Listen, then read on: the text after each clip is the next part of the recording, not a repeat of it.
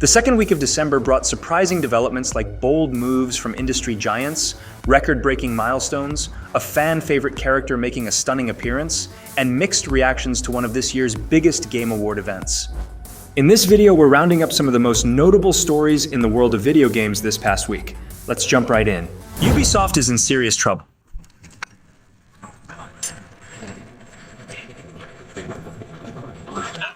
With studio closures, layoffs, and now rumors of a Tencent buyout, the future of the company is looking more uncertain than ever. Let's break down what's happening and what it could mean for the gaming giant. If you've been keeping up with gaming news, you already know things aren't looking great for Ubisoft right now. We already covered the end of X-Defiant, a failed attempt at breaking into the free-to-play shooter market, along with the heartbreaking closure of Ubisoft's San Francisco and Osaka studios, which caused nearly 300 developers losing their jobs in the fallout. That alone was a tough pill to swallow, but as we've now learned, it's only the beginning of Ubisoft's troubles. Reports are now emerging that Ubisoft's founding family, the Guillemets, are exploring a major restructuring of the company. And Tencent, yes, that gaming giant Tencent, might be stepping up to the plate. Tencent already owns a chunk of Ubisoft, but apparently they're eyeing a bigger piece of the pie. The twist is that the Guillemot family, who still run the show, want to keep control. So, they're trying to figure out a way to let Tencent invest more money without giving them the keys to the castle. It's a delicate dance and one that speaks volumes about Ubisoft's current situation. And let's not forget Ubisoft's bigger problems: underwhelming sales and a growing sense that the company has lost its creative spark. Seriously, when was the last time you felt genuinely excited about a new Ubisoft release? The big question now is, what happens if Tencent gets more influence? Are we looking at a major shakeup in how Ubisoft operates, or will it be business as usual with a new financial lifeline? Either way, this is a pivotal moment for a company that once helped define modern gaming. If Tencent's buyout ambitions succeed, it could be a game changer for better or for worse. Path of Exile 2 is absolutely crushing it right now and is already making history. Let's dive into the numbers and see what's behind the hype. The game hasn't even hit its full release yet, but it's already making a name for itself as one of the most popular games on Steam ever. Just a few days after its early access launch, Path of Exile 2 reached a staggering peak of over 578,000 concurrent players on Steam.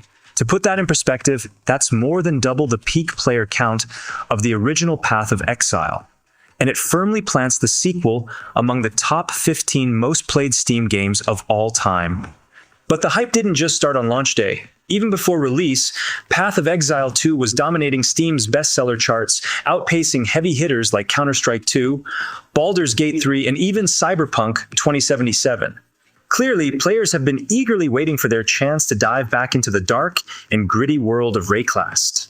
And if the numbers weren't impressive enough, the game has been holding steady with an active player base well above 280,000 since launch. That kind of consistency says a lot about how much players are loving the experience. With its revamped skill system, gorgeous graphics, and cooperative gameplay, Path of Exile 2 is shaping up to be everything fans of the genre have been hoping for, and more. It's not every day you see a game take off like this during early access, but Path of Exile 2 is proving that Grinding Gear Games has something special on their hands. At this rate, the full release is shaping up to be a major event, not just for fans, but for the entire ARPG genre. It looks like Path of Exile 2 is here to stay, and it's already cementing its place as a must-play title for any RPG fan. And that's the latest on Path of Exile 2 and its incredible debut. Sonic the Hedgehog 3 is officially on its way, and Paramount just dropped a bombshell at CCXP 2024. Let's break down what was revealed and why fans are so excited for his big screen debut. Fans lucky enough to be at the event were treated to not one, but two brand new clips from the upcoming movie, and the spotlight was firmly on Shadow the Hedgehog. Shadow has been one of the most anticipated characters in the Sonic cinematic universe, and these clips didn't disappoint. In the first look, we got a detailed glimpse into Shadow's abilities, including his unmatched speed and raw power. But what really stood out was a brief moment that teased a potential team-up between Shadow and Supersonic. Yes, you heard that right. It looks like the movie isn't just setting them up as rivals, but might also be laying the groundwork for an epic alliance. Then came the Casting a Shadow featurette, where Keanu Reeves, the voice behind Shadow, shared his thoughts on playing the brooding anti-hero. According to Reeves, Shadow isn't just another villain, he's a deeply layered character with a tragic backstory and a moral complexity that makes him more than just Sonic's foil. Reeves said, "Shadow's pain and anger drive him, but there's also a glimmer of hope in him. That's what makes playing him so exciting." Even Jim Carrey, returning as the delightfully chaotic Dr. Robotnik, chimed in during the featurette, calling Reeves' performance brilliant and saying that Shadow's presence adds a whole new depth to the story. Directed by Jeff Fowler, Sonic the Hedgehog 3 is set to hit theaters on December 20th, 2024, and it's already shaping up to be a pretty cool movie experience. The movie brings back fan favorites such as Sonic, Tails, and Knuckles, but the addition of Shadow raises the stakes in a way that has fans buzzing. With these reveals, it's clear that Paramount is going all in on delivering a sequel that's bigger, a little darker, and packed with surprises. If the CCXP footage is any indication, we're in for one heck of a ride come the 20th. That's everything we know so far about Sonic the Hedgehog 3 and the exciting new Shadow teaser from CCXP. The latest patch for Path of Exile 2 has arrived, and it's a big one. While it brings plenty of gameplay improvements, balance changes, and bug fixes, not all of these changes have been well received. Some adjustments are exciting, but others have left players feeling frustrated and forced to rethink their builds. Let's break it all down. Passive block chance now applies to hits from all directions, making it far more useful, especially when you're getting mobbed by lots of monsters. What just happened? Dodge rolling has also received some much-needed improvements in response to player feedback. Your character's size is set to 0 units while rolling, making it easier to escape when you're mobbed in cramped spaces. On top of that, smaller monsters like the adorned beetles in Keth can now be pushed aside as you roll, ensuring your path stays clear during evasive maneuvers. These changes make dodge rolling feel smoother and more reliable, addressing a major gripe within the community. This patch also brings a host of quality-of-life improvements designed to make the game smoother and more accessible. For example, the world map has been cleaned up by removing pins for random encounters, and you can now Control+click to quickly open the currency exchange at NPCs. Players will also appreciate changes like the addition of suggested support gems for certain skills and a new option to access the trade website directly from the main menu on consoles. Other tweaks include adjustments to UI clarity, such as updated descriptions for runes, ascendancy skills, and support gems to better explain their functionality. There's also new art for certain items like the Defiance of Destiny, unique amulet, and even pet audio has been adjusted to reduce noise in towns. These changes might not grab the spotlight, but they go a long way in improving the overall gameplay experience. The patch also addresses a long list of bug fixes, improving stability, and ironing out gameplay issues. Several fixes target gameplay mechanics, such as resolving issues with passive skill connections, broken interactions with skills like Hexblast and Fiery Death support, and minion behaviors that weren't working as intended. Players will also find fixes for crashes, such as 8 instance crashes, and several client crashes across Xbox, PlayStation 5, and PC. Other fixes focus on quality and consistency, like addressing visual bugs with icons, incorrect skill descriptions, and lingering effects from some boss abilities even after their death. Console players will be pleased to see improvements to hideout access and in-game UI glitches when using controllers. These fixes should make the game more stable and less frustrating, particularly for players who experience these issues firsthand. Next, this patch also buffed up certain abilities and mechanics. Leech mechanics have been strengthened, potentially giving builds reliant on life and mana leech a much-needed boost to sustain during combat. For now, it's unclear exactly what has been improved, whether it's the rate, the cap, or another aspect entirely. As a Sorceress player, Leech isn't a mechanic I rely on, but for builds that use it heavily, this could provide a meaningful boost to sustain in combat.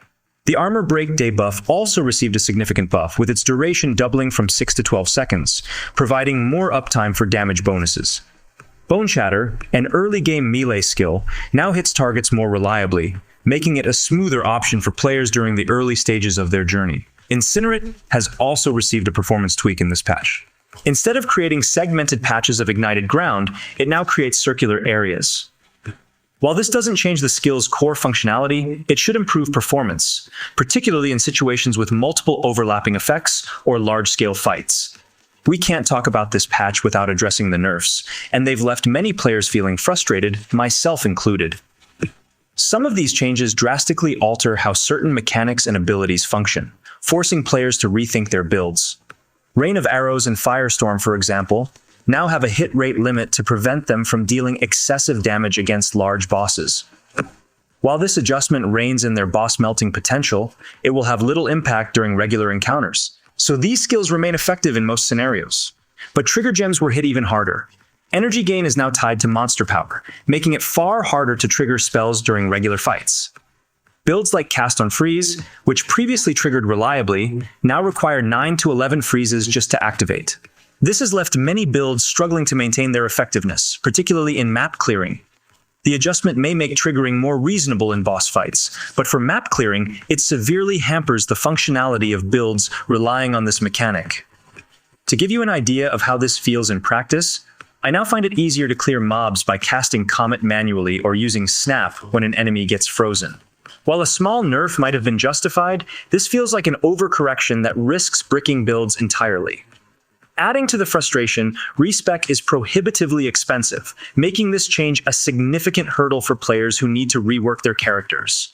Overall, this patch has brought a mix of improvements, frustrating nerfs, and a lot to think about for players trying to adapt. While some of these changes feel like steps in the right direction, others may have gone a bit too far, leaving builds struggling and players scrambling to make costly adjustments. I can't help but wonder what's next on the nerf list. Lightning Arrow Ranger, perhaps?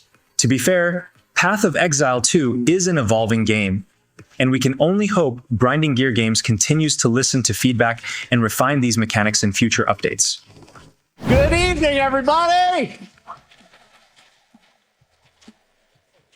Welcome to the Game Awards, the biggest global celebration of video games out there, and you have joined us on a very special night, our 10th anniversary. Welcome. The Game Awards 2024 have officially wrapped up, and while the winners weren't exactly what I expected, it's hard to argue with the amazing games that were honored this year. Let's take a closer look at the biggest winners and highlights from the night.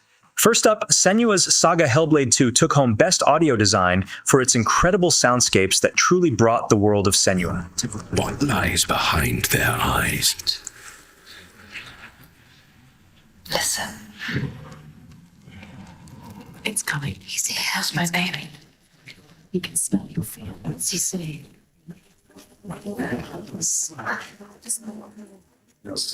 It knows our name. It doesn't know our name. To risk your own life. The audio in this game isn't just background noise. It's an integral part of the experience. From the haunting whispers in Senua's mind to the dynamic environmental sounds, every detail is designed to immerse players and heighten the emotional intensity of the story. The binaural audio technique used in the game creates a 3D sound experience that makes you feel like you're right there, hearing the voices as Senua does.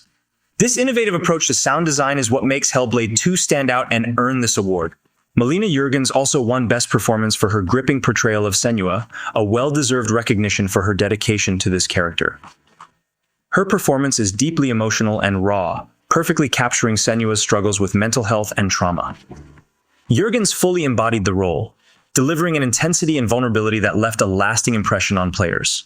On the indie side, Balatro made waves, sweeping Best Independent Game, Best Debut Indie Game, and even Best Mobile Game. That's 3 big wins for this creative and entertaining title. What makes this game so special is its fresh approach to gameplay. It's a deck-building roguelike with endless replayability. If you haven't tried it yet, it's definitely worth checking out. Metaphor Refantasio also stood out, winning Best Narrative and Best Art Direction. This game is truly a masterpiece when it comes to storytelling and world building. It's from the creators of Persona, and you can see their signature touch in the deeply layered narrative that pulls you in from the start. On top of that, the art direction is absolutely breathtaking. Every detail, from the characters to the environments, feels meticulously crafted, creating a world that's as immersive as it is beautiful. With its stunning visuals and compelling story, it's easy to see why it got so much recognition. Another big winner was Helldivers 2, which picked up awards for Best Multiplayer Game and Best Ongoing Game. What makes this game stand out is its emphasis on teamwork and strategy. It's not just about shooting aliens, it's about working together to survive, complete objectives, and manage chaos on the battlefield. The game keeps things fresh with intense missions, constant updates, and an ever-evolving co-op experience that keeps players coming back for more. If you're into co-op action, this is definitely one you'll want to play with friends. In the music category, Final Fantasy VII Rebirth won Best Score and Music. What really sets this soundtrack apart is how it reimagines and expands on the iconic themes of the original Final Fantasy VII.